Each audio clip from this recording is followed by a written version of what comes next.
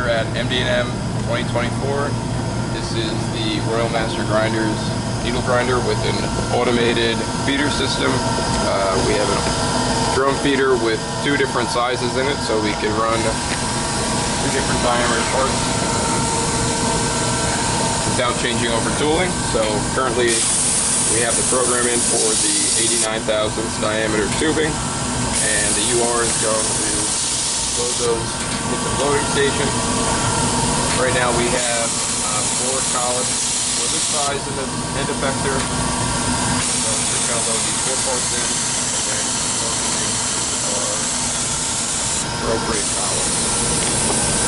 For this video I have the grind cycle off, so it's just going to load the parts and then go over to the unloader where it will strip each part individually, open the collets up, and drop them into the trays.